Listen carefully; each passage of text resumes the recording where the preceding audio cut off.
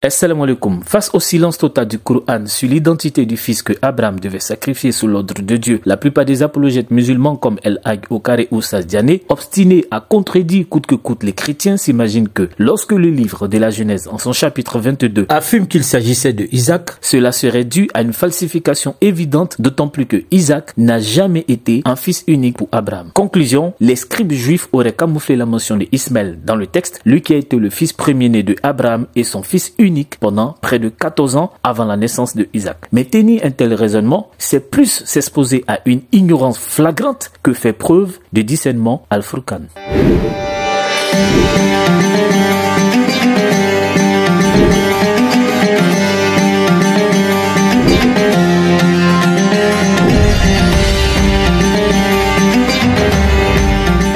Aucun verset du Coran ne mentionne Ismaël comme étant le fils que Abraham devait offrir en sacrifice. Le texte qui fait allusion à cet épisode, la sourate Les Rangées, la sourate 37, ne mentionne que les noms de Isaac et de Abraham. Évidemment, la question a soulevé beaucoup de débats parmi les savants musulmans eux-mêmes. Certains convaincus qu'il s'agissait bien de Isaac, comme c'est le cas dans nos écritures, quand d'autres, eux, pour contredire juifs et chrétiens, penchent plutôt pour Ismaël. Alors pour ne pas perdre la face dans leur propre camp, ceux qui sont de ces derniers avis ont choisi de jeter leur dévolu sur le texte biblique en s'attaquant au récit de Genèse chapitre 22. La Bible a écrit noir sur blanc que c'est Isaac qui devait être sacrifié. Dans la vie, il faut être honnête. C'est écrit que c'est Isaac. Mais nous, on conteste pour plusieurs raisons et nos arguments sont les suivants. La Bible dit dans Genèse 22, Dieu dit à Abraham, je vais te mettre à l'épreuve. En disant ceci, prends ton fils, ton unique fils, celui que tu aimes, Isaac. 3 précisions, c'est trop. Pourquoi c'est trop? Si réellement le fils unique là veut dire qu'il a un seul enfant, ce qui est vrai, on ne doit pas préciser autant. Prends ton fils, c'est déjà suffisant. Ton unique fils, ça fait 2 précisions, c'est déjà suffisant. Mais Isaac, et puis on met celui que tu aimes. Trop de précisions là, il y a un problème.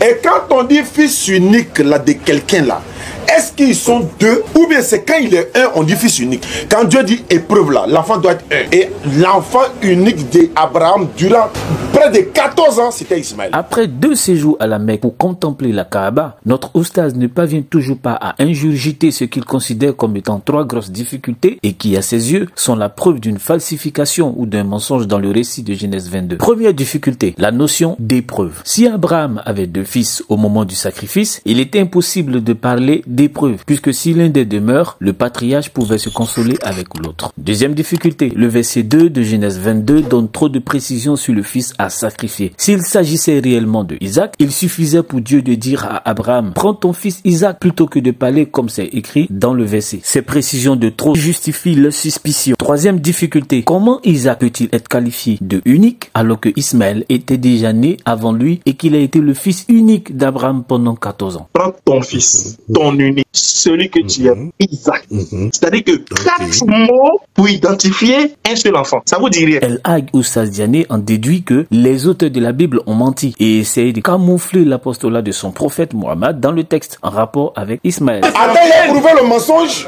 C'est moi qui ai dit non. Ouais, prouve le mensonge. Alors, vous voyez que, c'est-à-dire que là, ceux qui ont écrit la Bible là, ils veulent écarter le sauveur de l'humanité, Muhammad sallallahu alayhi wa sallam, de la course à l'apostolat. Alors, cher Oustaz Diané, serre bien ta ceinture comme lorsque tu prends l'avion. On va décoller avec toi dans les airs de la science afin de te délivrer de l'ignorance qui te maintient encore captif. La tentative de sacrifier Isaac était bel et bien une épreuve pour Abraham, puisque la première fois où Dieu lui a annoncé sa naissance en Genèse chapitre 17, Dieu a promis que c'est avec Isaac et sa descendance que se poursuivra son alliance. Étant donné que Dieu promet une descendance pour Isaac, il va plus tard signifier au patriarche hébreu que c'est par Isaac qu'une descendance portera son nom. Par conséquent, demander à Abraham de sacrifier cet enfant alors qu'il n'avait même pas encore engendré un seul descendant, ça ne pouvait qu'être éprouvant pour le père de la foi. L'épreuve n'était donc pas liée au fait de se consoler avec un autre fils si celui-ci était mort, mais elle était liée aux promesses que Dieu avait dites sur la vie de Isaac et qui semblaient être contradictoires avec l'ordre d'aller le sacrifier. La première objection s'écroule donc toute seule comme un château de cartes. Ouvrons à présent Genèse le chapitre 22, le verset 2. Selon l'Oustaz Diané, il y a des précisions de trop dans le texte, ce qui rend le récit suspect. Il s'agit des 3 mots que j'ai encadrés avant la mention du nom de Isaac. Ce que ne sait certainement pas notre Oustaz que ses suiveurs surnomment ordinateur, c'est que ce qu'il considère comme étant des précisions de trop sont des idiomes propres à la rhétorique de l'hébreu biblique. Une même idée peut être répétée dans le même texte en des thèmes différents pour l'emphase. On parle alors dans certains de ces cas de parallélisme hébraïque. Par exemple, lorsqu'il a dit à Abraham de quitter la maison familiale, Dieu a employé 3 expressions différentes pour véhiculer une même idée de façon graduelle. En Genèse le chapitre 12, le verset 1. Pour raisonner comme l'Oustaz Diané, il y a ici une précision de trop, car Dieu aurait pu lui dire simplement de quitter le pays et d'aller dans un autre, d'autant plus que le pays d'Abraham, l'endroit où il est né et la maison de son père ont le même référent. Or, la syntaxe ici obéit simplement à une répétition sémantique, tout comme en Genèse 22, le verset 2. Pareillement, dans une vision évoquée dans le psaume 89, le verset 19 à 20, Dieu y déclare: « J'ai prêté mon secours à un héros. J'ai élevé du milieu du peuple un jeune homme. J'ai trouvé David, mon serviteur. Je l'ai oint de mon huile sainte. » Le héros ici, là, c'est lui qui est le jeune homme qui, par la suite, est qualifié de mon serviteur et qui est nommé David. Est-ce à dire que David a été le seul héros, le seul serviteur et le seul jeune homme au milieu des enfants d'Israël? Non. Si on veut raisonner comme l'Oustaz Diané, on dira qu'il y a ici trop de précisions et qu'il suffisait à Dieu de dire mon serviteur David tout court, si c'était vraiment lui. Et donc, comme ce n'est pas simplement David qui l'a dit, alors c'est une falsification qui concerne Mohammed. Tout comme la première, cette deuxième objection, c'est bidon. Intéressons-nous à présent à la dernière objection de notre Oustaz qui porte sur l'emploi du mot unique en hébreu Yahid, qui apparaît 12 fois dans tout le Tanakh, l'Ancien Testament. Lorsqu'on se penche sur ces emplois, comme vous pouvez le voir sur le tableau qui s'affiche, le mot Yahid est employé dans différents contextes avec des sens variés. Il peut bien entendu être employé dans le sens d'un enfant unique qui n'a aucun frère ni aucune sœur, comme c'est le cas en Juge le chapitre 11, le verset 34, qui prend même le soin de faire cette précision au sujet de Jephthé et sa fille. Mais il peut aussi s'employer pour désigner une personne isolée, abandonnée, solitaire, ou pour insister sur un élément particulièrement précieux comme l'âme ou le sauve de vie. En Proverbe le chapitre 4, le verset 3 par exemple, Salomon se décrit comme ayant été un fils tendre et unique aux yeux de sa mère, bien qu'il ait eu des frères. Il faut donc toujours tenir compte du contexte pour ne pas tomber dans de faux prétextes. Lorsque Dieu y qualifie Isaac de fils unique d'Abraham et de celui qu'il aime, cela n'exclut pas le fait que Ismaël ait été le premier-né du patriarche, bien au contraire. Isaac est Yahid, car pour Dieu, conformément à la promesse faite à son ami Abraham, non seulement Isaac a été le seul enfant qui soit né miraculeusement et avec lequel l'alliance devait se perpétuer, mais également il est l'unique fils au travers duquel les descendants seraient appelés du nom d'Abraham, une descendance qui lui serait propre comme on l'a précédemment cité en Genèse chapitre 21 le verset 12. Qui plus est, la promesse réitérée à Abraham après l'avortement du sacrifice de bénir toutes les familles de la terre en sa descendance n'a été appliquée qu'à Isaac mais jamais à Ismaël. Ces indications mettent en exergue le caractère singulier, spécial et illustre de Isaac par rapport à Ismaël et à tous ses autres frères.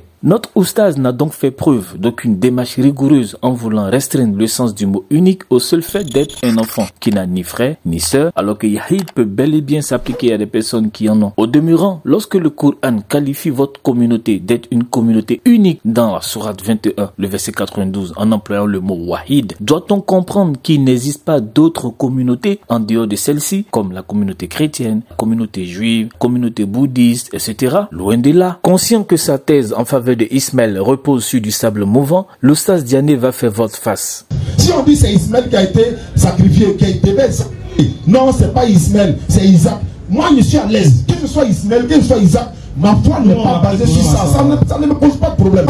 Ça ne me pose pas de problème. Quand c'est un seul enfant, et puis on dit à Abraham, ton unique fils là, pourquoi c'est deux? Donc il y a mensonge. Il y a mensonge.